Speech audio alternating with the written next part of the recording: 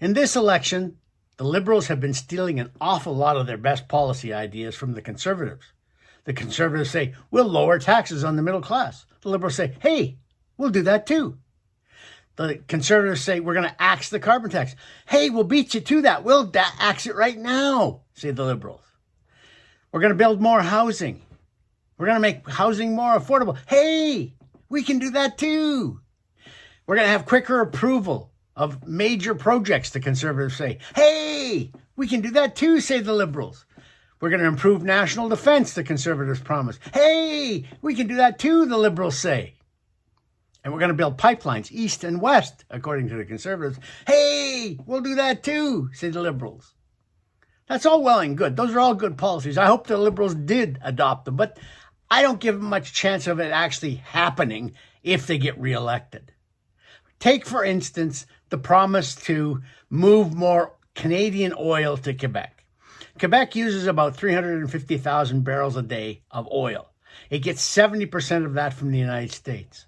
The other day in Victoria, now why he said this in Victoria and not in Montreal or Quebec City, I don't know, but the other day in Victoria, Mark Carney, the Liberal leader, said, that's wrong. We shouldn't be getting that much oil from the United States, especially not in this climate.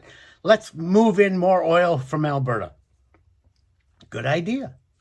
But there's already a lot more oil from Alberta going to Quebec than there used to be in the old days, because there was a pipeline that ran across Ontario where the direction got reversed. Instead of it bringing foreign oil through Ontario, it was taking Canadian oil to Quebec. It's a good idea. But who did he appoint as his second in command? Who did he appoint as his Quebec lieutenant? Stephen Guilbeault, the old environment minister, who is the most anti-pipeline politician in the history of Canadian cabinets.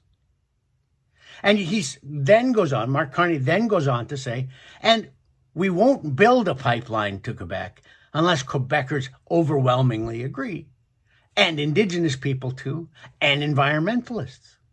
So what do you think the chances are? So he makes this great promise about building a pipeline to the east, bringing more oil from Alberta to Quebec.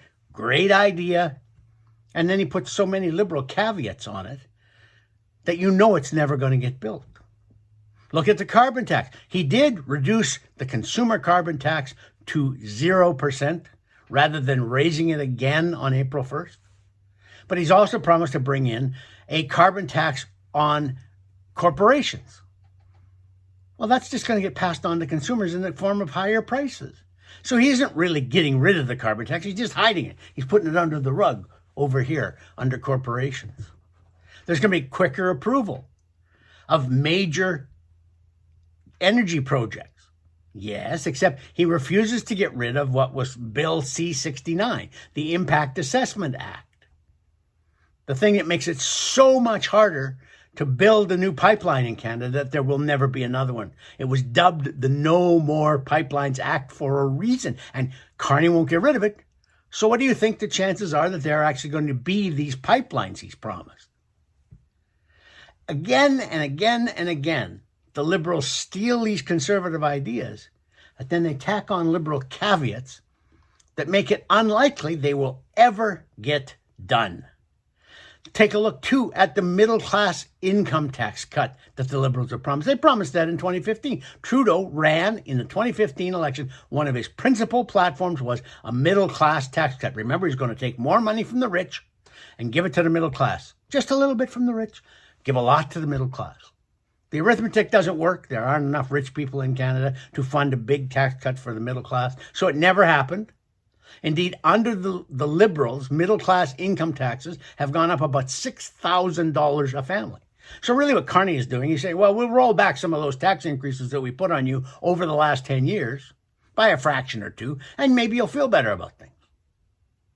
That's why I say it's fine for the Liberals to be stealing policies from the Conservatives, but they don't really mean it, and no good is going to come of it if they get reelected. For Postmedia, I'm Lorne Gunter.